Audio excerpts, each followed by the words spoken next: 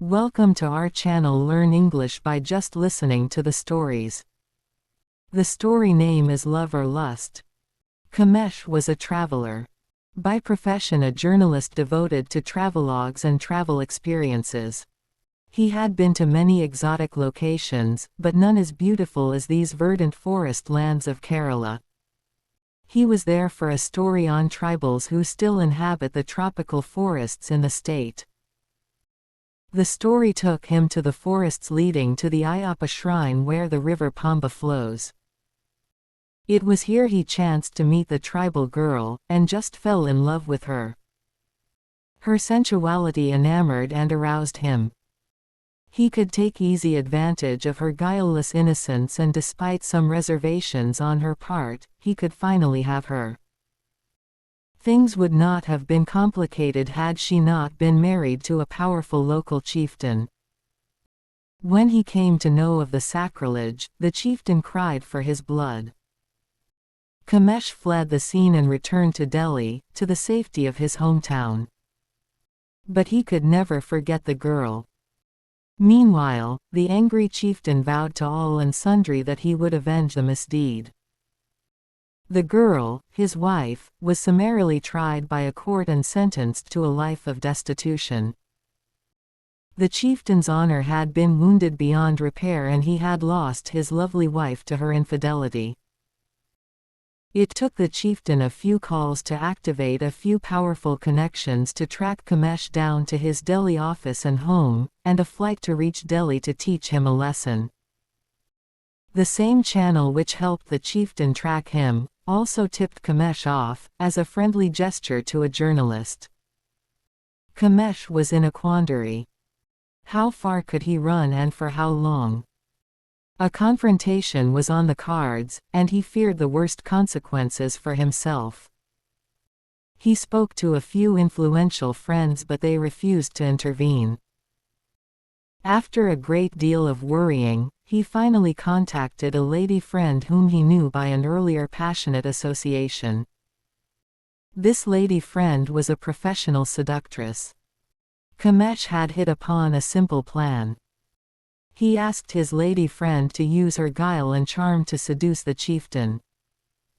The lady found the proposition preposterous. She could lose her life if he found out that she was working for Kamesh. She found no reason to get involved in such a messy affair. Kamesh pleaded with her. He offered money sufficient to make her job worthwhile. And finally, she bit the bait. Kamesh employed a few of his trusted assistants to track the chieftain in the town. He found out that he was put up at a hotel. The lady began stalking him, and with some bit of luck, she managed a seat at a restaurant where the chieftain was having drinks and dinner. She could see that he was quite agitated as he spoke in his native language with his friends. Twice he caught her eyes but hardly held the gaze. She was on the verge of giving up the wait when one of the persons at his table came up to her and asked her whether she was waiting for someone. One thing led to the other, and soon she was talking to the chieftain. He did not understand English or Hindi. Liquor had already made him relaxed. With the aid of his friend, he conversed with her. He was telling her that she was beautiful and reminded him of his wife.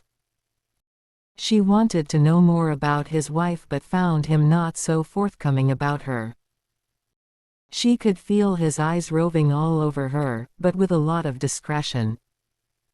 She made his job comfortable by showing off bits and pieces of flesh. The assistant was salivating. The chieftain got emotional after a while. He was in Delhi on important business, a matter of honor. He was in pursuit of his tormentor, he confessed.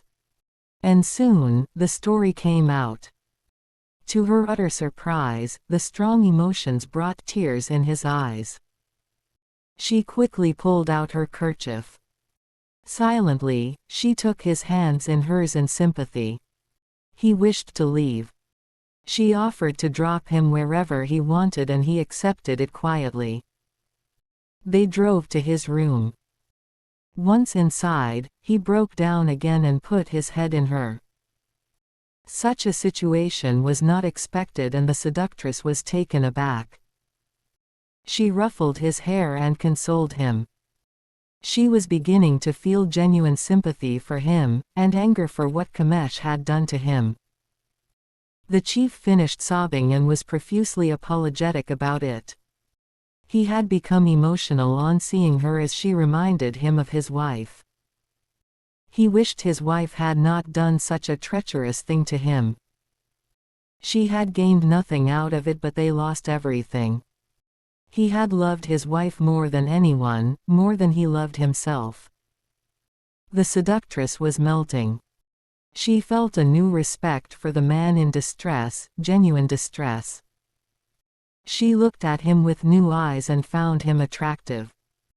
He could not have been more than 35, tall, well-built, more wheatish than brown. She could see his muscles rippling beneath his shirt and the thick hair on his chest and legs. His thick mustache complemented his evident manhood. She felt a stirring in her, never felt before. She had laid and had been laid by many men, all for money, never for love. Men with frustrations, men in lust, impotent men wishing to have unquestioning sex. She had seen them all. She had done wild things with men who paid her more than what she had asked for. Here was a different scenario, one she had never encountered before, and she was finding it difficult to understand and manage. Were the roles being reversed on her? It did not seem to her that the chieftain was sexually interested in her. On the contrary, she now seemed to be filling up with desire, maybe even lust for this emotional hulk. She put her hand where his shirt parted to show the hair on his chest.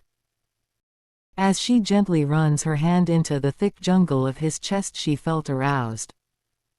And she was feeling good all over. She began exploring beyond, and her skin began to tingle. Wise men say that love lies beyond the skin while lust is skin deep. History is replete with the depiction of the erotic as a divine act. Khajuraho, Canarik, so many places where sculptors had weaved eroticism beyond our vulgar imaginations.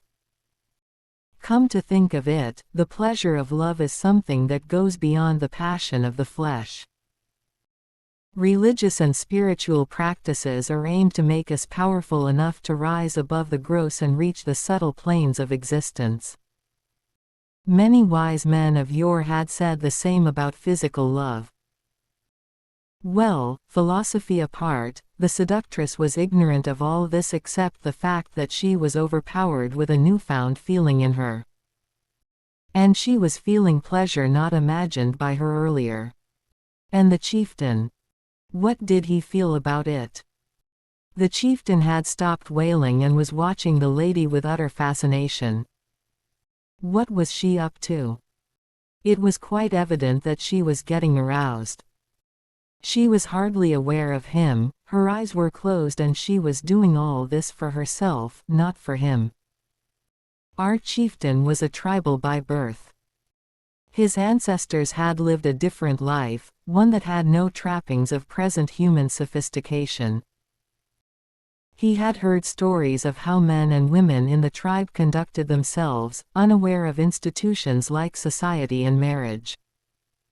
Menfolk were not used to the feeling of jealousy and possessiveness.